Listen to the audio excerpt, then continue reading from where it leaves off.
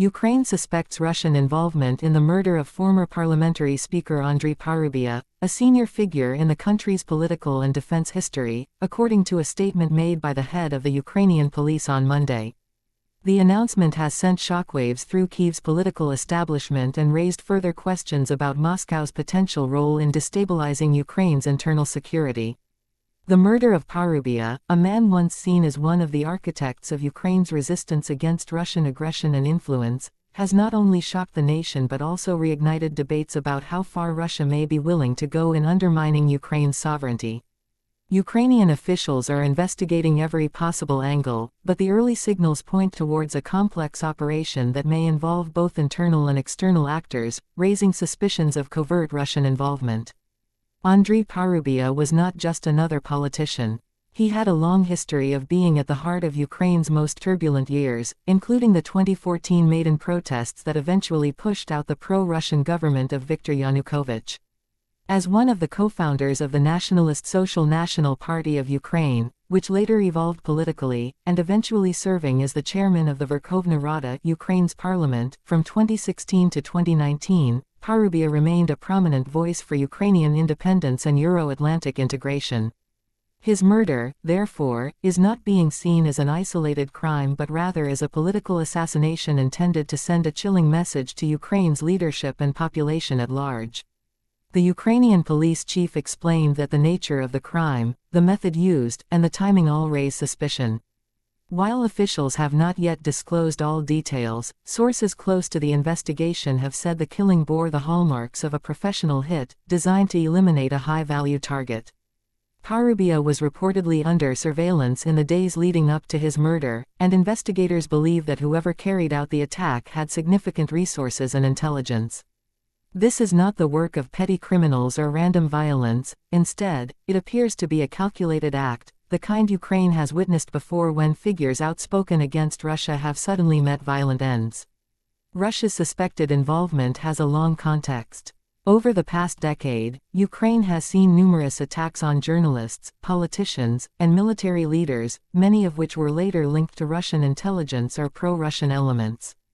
The 2016 killing of journalist Pavel Sheremet in Kyiv, for example, was widely believed to have been carried out with Russian knowledge, though conclusive proof never came to light.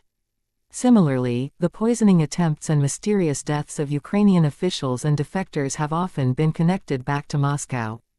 In Parubia's case, the suspicion is particularly strong because of his role in building Ukraine's defense infrastructure after Russia's 2014 annexation of Crimea and the start of the war in Donbass. Internationally, the reaction to Parubia's murder has been one of concern and outrage. European leaders have expressed solidarity with Ukraine, warning that if Russia is proven to be behind this act, it would represent yet another escalation in Moscow's campaign of hybrid warfare. The United States, which has already been providing military and intelligence support to Kyiv, condemned the killing and called for a transparent investigation. NATO officials also took notice, with one spokesperson saying that assassinations of political figures are part of the broader Russian playbook to destabilize governments it sees as adversaries.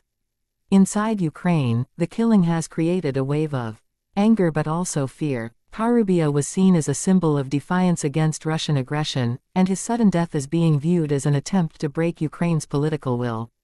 Citizens gathered in Kyiv's Independence Square to mourn, holding Ukrainian flags and chanting slogans of resistance. For many, this was a painful reminder that the conflict with Russia is not limited to the battlefield in eastern Ukraine but extends deep into the heart of their political and civic life. The murder has also put pressure on President Volodymyr Zelensky, who is already managing a full-scale war following Russia's 2022 invasion, to ensure that justice is served and that Ukrainian leaders are protected from similar attacks. Security experts note that assassinations of high-profile figures are a well-documented strategy employed by Russian intelligence services such as the FSB and GRU.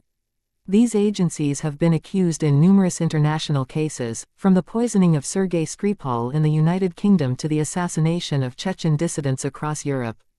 In Ukraine, such acts are even more plausible given Russia's networks of operatives and collaborators who have been embedded for decades. The possibility that Moscow could eliminate someone as high-profile as Parubia inside Kyiv sends a stark message about the reach and ruthlessness of Russia's covert operations. However, investigators are also cautious. While Russia is the prime suspect, officials acknowledge that Ukraine has its own internal fractures, and powerful oligarchic or nationalist factions could potentially have motives against Parubia. His career was not without controversy, and his strong stances sometimes earned him enemies both at home and abroad. Still, the overwhelming narrative both domestically and internationally remains that Russia had the most to gain from his removal.